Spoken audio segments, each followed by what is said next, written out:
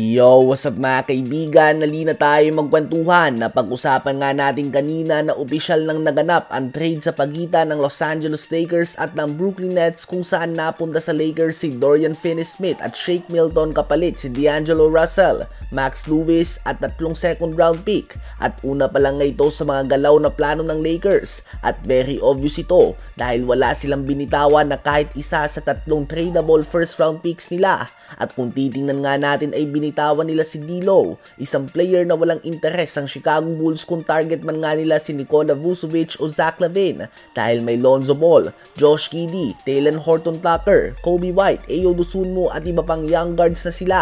Wala na nga silang pwesto para sa tulad ni D'Lo sa team. Ang kailangan nga nila ay first round picks dahil nasa rebuild mode din sila. At ganun din nga ang Washington Wizards kung gusto man nga ng Lakers na makuha si Jonas Valanciunas. Dito nga kailangan ng Lakers na magbitaw ng first round picks dahil rebuilding team ito at wala nga silang interes na ipare si Jordan Poole at D'Lo. Worst defensive backcourt nga yan kung sakali sa NBA. So asahan na ang trade na ginawa ng Lakers ay una pa lamang ito at may galaw pang parating. Posibleng sa mga susunod na araw o kaya naman hihintayin pa nila ang trade deadline sa February 9 kung saan posibleng makatipid pa nga sila.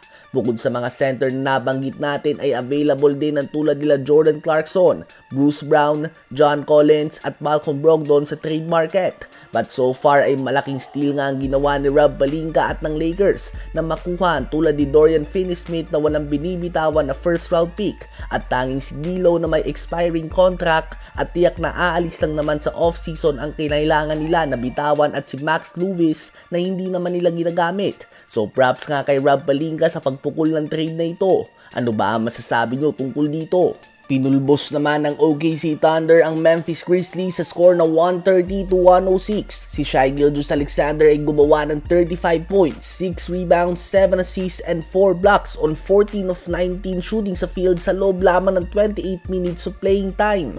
Bukod nga sa kanya ay may 7 Thunder players pa nga na gumawa ng double digits. Ito na ang kanilang ika-11 sunod na panalo at mananatili sila sa tuktok ng Western Conference. Nagkainitan naman si Tyler Hero at Amen Thompson sa game kanina. Subalit kay Hero nga napunta ang huling halakhak matapos na makuha ng Miami Heat ang 104-100 win laban sa Houston Rockets. Gumawa din si Tyler Hero ng 27 points, 9 rebounds and 6 assists at 18 points, 7 rebounds and 6 assists din si Nikola Jovic. Bigo naman na manalo San Antonio Spurs kahit na gumawa si Wemby ng 34 points, 8 rebounds and 2 blocks. Nakuha pa din nga ng Minnesota Timberwolves ang panalo sa score na 112-110 kahit na 14 points lang si Anthony Edwards at 16 points si Julius Randle.